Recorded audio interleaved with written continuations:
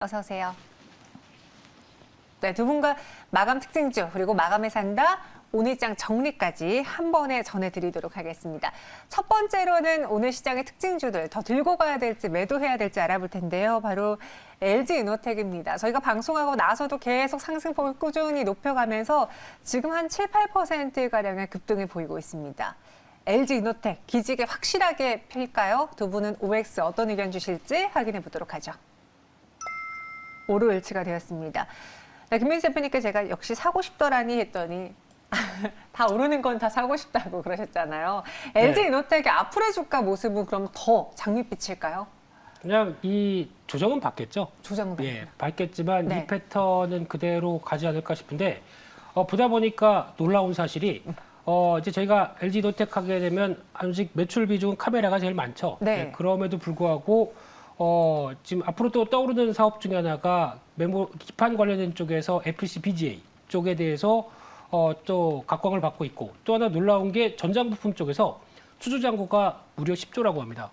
네, 그쪽의 변화를 끌고 나가기 시작하게 되면 저희가 보통 알고 있는 뭐 레이더 이쪽 관련된 부품이나 V2X라고 하는데, 이쪽이 뭐냐면 도로 관련된 그러니까 도로 상황들을 실시간으로 전달하는, 그래야 자율주행 관련된 쪽에서도 이를 연계시키면서 같이 이어갈 수가 있죠. 이쪽 관련된 모듈이라든가 이런 모터까지 모두 다 잘하네요. 네. 이렇게 잘하는 회사를 왜 이렇게 몰랐을까요? 네. 그래서 이게 이제 이런 빛을 발하고 있는 상황들이 나오고 있는데, 중요한 거는 이제 직전 고점 안착하고 다음 변화를 계속 기대를 하는 상황 쪽에서 물론 사고 싶죠. 근데 사고 싶을 때는 이렇게 벌겋게 또 종가 고가식으로 갔을 때 사는 것보다 살짝 좀 쉬었을 때 사는 게 맞지 않겠나라는 관점이지만, 여전히 PER 기준으로 뭐 8배밖에 안 되는 상황이다 보니까 추가적인 흐름들은 계속 이어질 가능성이 높다고 봐야 될 것 같습니다. 네, 11월부터 꾸준히 상승한 LG이노텍입니다. 약간의 조정은 있겠지만 이렇게 하나하나 다 뜯어봤을 때 안 갈 이유가 없다라면서 O 의견 주셨고요. 이어서 두 번째 특징주는 조금 전에 또 김태성 팀장님이 선택하고 가신 아모레퍼시픽입니다. 중국 법인 호실적을 기대해봐도 괜찮을까요? 두 분의 투자 의견 OX로 확인해 보시죠. 이번에 두 분도 김태성 팀장님과 똑같이 O 의견 주셨는데, 저는 좀 개인적으로 반신반의했던 게, 최근에 국내 화장품주들이 힘들었던 게 중국 시장에서 성과가 크지 못했기 때문이었잖아요. 근데 이번엔 또 중국 법인의 호실적 어떤 내용이죠?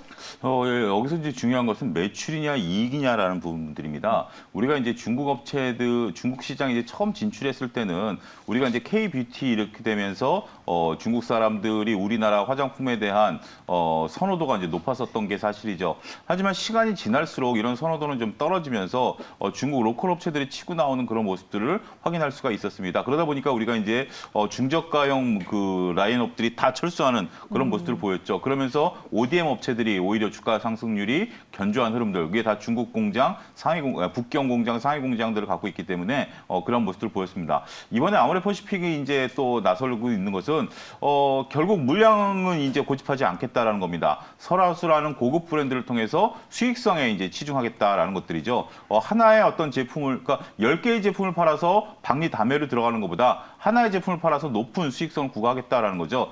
이러한 전략은 맞는다라고 보여집니다. 우리나라에서도 프랑스 제품이라든지 미국 제품에 대해서 선호하시는 분들이 계시죠. 이러한 시장이 쉽게 무너지진 않습니다. 이건 고가 브랜드 시장이기 때문에. 또 중국에서 또 우리나라 아모레퍼시픽이 갖고 있는 설화수라든지 몇몇 브랜드에 대한 선호도 굉장히 좀 강하죠. 이런 부분들을 보면 아모레퍼시픽이 이제는 전략을 잘 세웠고 이런 것들이 중국 시장에서 먹힐 가능성이 높아지고 있다. 이렇게 저는 좀 긍정적으로 보고 싶습니다. 그러면은 이 이슈에 대해서, 이 분석에 대해서는 아모레퍼시픽 한 종목에만 해당되는 건가요? 아니면 다른 여타 화장품주에게도 동일하게 적용될 수 있을까요? 네, 아모레퍼시픽 물어보시고 다른 거를. 네. 전체적인 화장품주요. 네, 화장품주를 볼 때 가장 눈여겨보는 게, 일단 수출 동향들이 확연히 드러나기 시작했던 모습인데요. 네. 아마 여름 때는 좀 부진했다가 약 한 9월 달 이후부터 수출 동향이 갑자기 좋아지다 보니까 이쪽도 수출 잘 되는 화장품도 우리가 은근히 무시하고 있었구나라는 변화가 나오는데, 아마 다른 화장품주에 대한 변화도 물론 비슷하게 들어온다고 본다고 하더라도 이제 그동안 그런 거겠죠.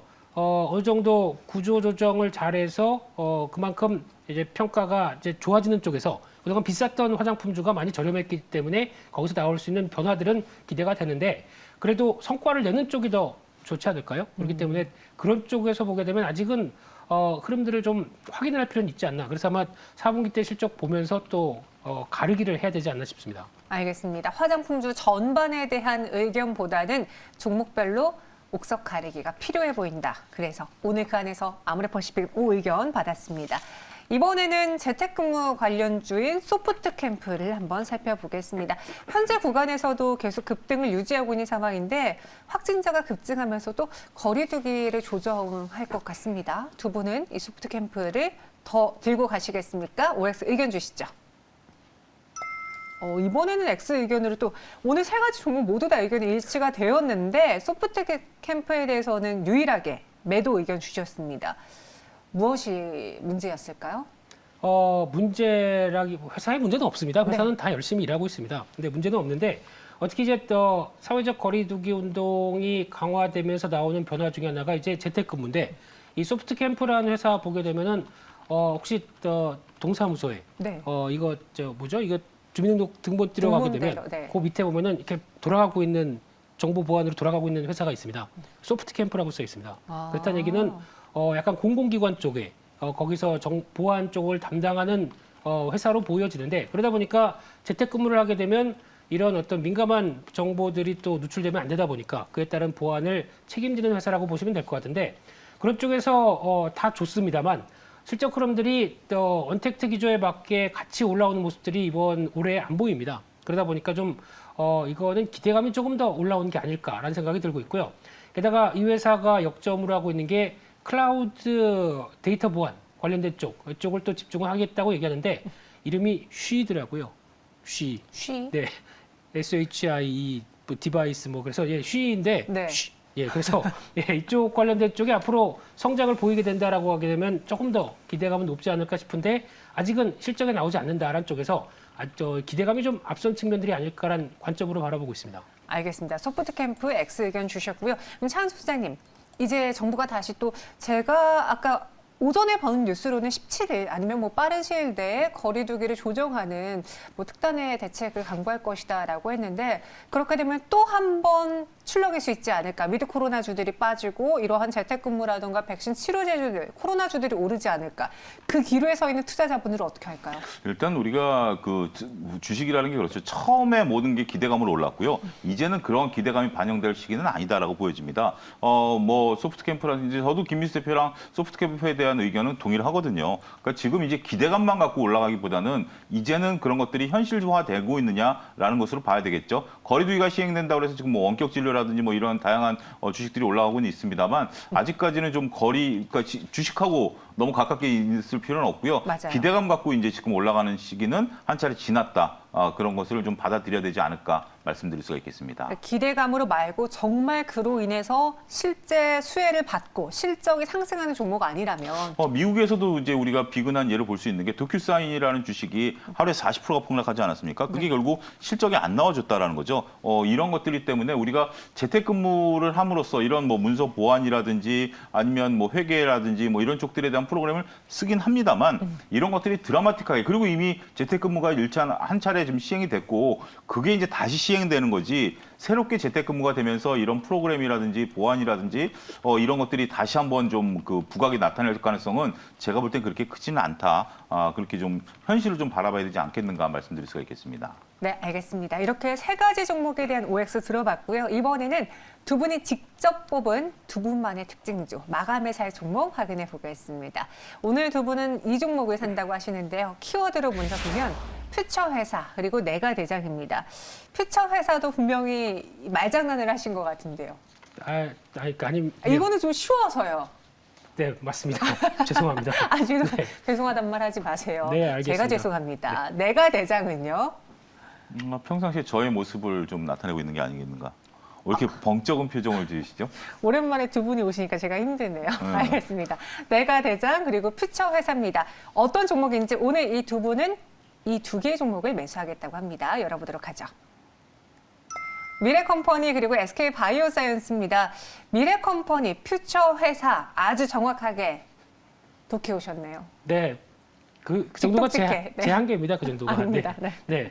그래서 미래 컴퍼니를 볼 때 조금 좀 생소하실지 모르겠는데 특히 디스플레이 장비 쪽에서 워낙 잘하는 회사죠. 그래서 매출 비중 한 80% 가져가고 있는 상황들이고 뭐 센서나 로봇 쪽 이번에 로봇 관련주가 왜 이 종목이 안 움직이는지 모르겠습니다만 근데 수술 로봇이어서 그런가요? 근데 매출 비중이 아직 크진 않습니다. 근데 그쪽에서 이 디스플레이 장비 쪽을 좀 눈여겨 보셔야 될 것 같은데 엣지 그라인더라고 하는 쪽이 글로벌 1위 지위를 갖고 있고요. 특히 LG 디스플레이, 삼성 디스플레이, 게다가 BOE 그리고 또 CSOT 이쪽에 중화권 업체 쪽으로 잘 납품을 하고 있는데 요즘 가장 핫한 이슈가 애플에서 BOE가 아주 중요한 벤더로 좀 떠오르기 시작을 하죠. 그러다 보니까 투자가 늘어나는 모습들 쪽에서 BOE의 역할과 그쪽에 장비를 납품하는 회사들이 좀 재평가받는 경향들이 있는데 그러다 보니까 요즘에 핌스라는 종목도 한번 그래서 움직였었고요. 그와 함께 이런 미래 컴퍼니도 변화가 나올 텐데 근데 중요한 거는 국내 업체들한테도 납품을 하고 또 중국 업체들도 납품하다 보니까 양쪽에 OLED 쪽을 더 강화시키겠다라고 하게 되면 둘 다 좋은 흐름들을 가져가지 않나라는 생각들이고요.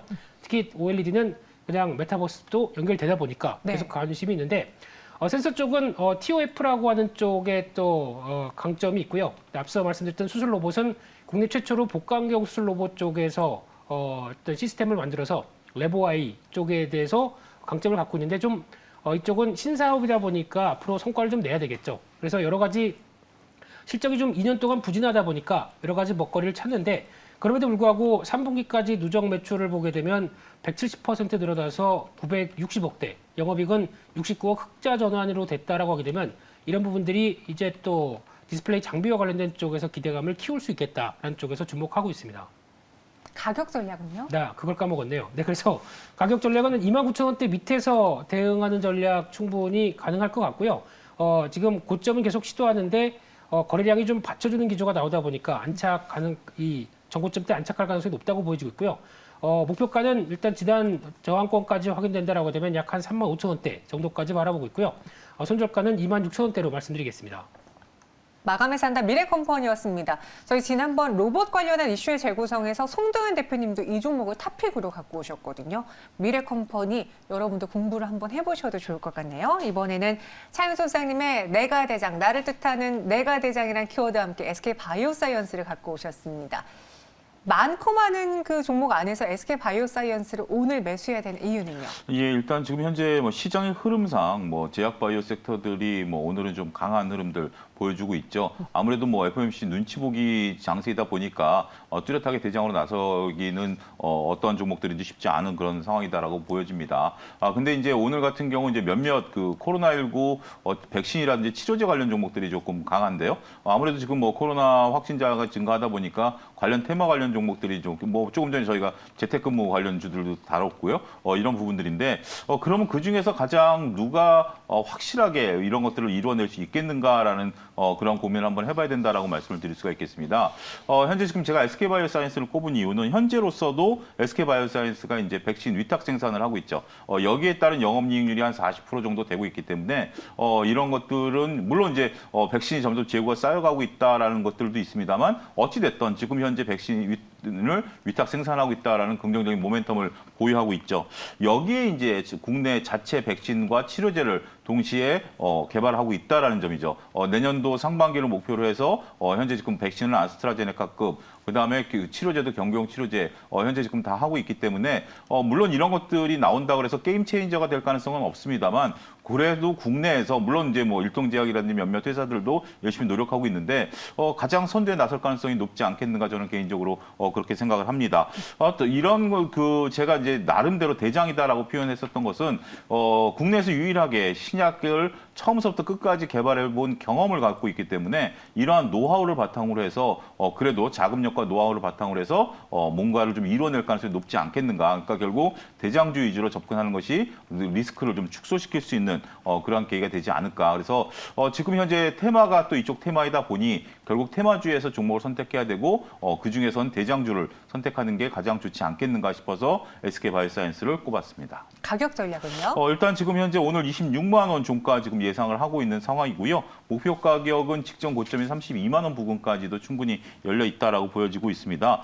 손절 라인은 24만 원 직전 저점 부분을 제시해드리긴 하겠습니다만 손절 라인보다는 뭐 윗단이 좀 열려 있는 모습들 확인이 되고 있지 않을까 좀 말씀드릴 수가 있겠습니다. 목표 주가는 32만 원, 손절 가격은 24만 원 제시해 드렸습니다. 어제 이어서 오늘도 제약바이오가 상승하고 있고 어제 김민수 대표님하고도 저희가 제약바이오를 이슈로 잡을 걸 그랬나요? 라고 이야기했는데 오늘 또 상승하고 있거든요. 하지만 여전히 많은 분들이 지금 사면 또 고점에 물릴 수 있습니다. 라고 조심하시는 분들도 있어요. 김민수 대표님의 오늘의 제약바이오에 대한 한 줄 평은요?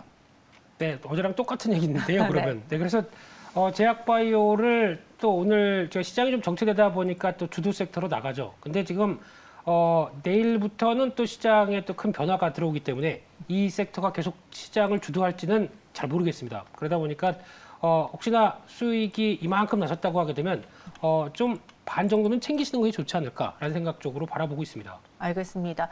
오늘 바이오 섹터가 살짝 상승폭을 좀 줄이니까 그 차익 매물이 나오면서 IT 섹터, 2차 전지에 또 반등이 좀 나와서 계속 시소 싸움이 좀 연출될 것으로 보여집니다. 마지막으로 동시호가 구간의 지수 분위기 확인해 보도록 하죠. 코스피는 0.06% 전거래일보다 2.04포인트만 오르면서 아직 3,000선을 회복하지 못했으나 빨간불로 마감이 예상되고 있고요. 코스닥도 1,003.11포인트로 전거래일보다 0.3포인트가량만 올라서고 있습니다. 코스피 200지수도 크게 움직임이 없는 상황. 원달러 환율 한번 확인해 볼까요?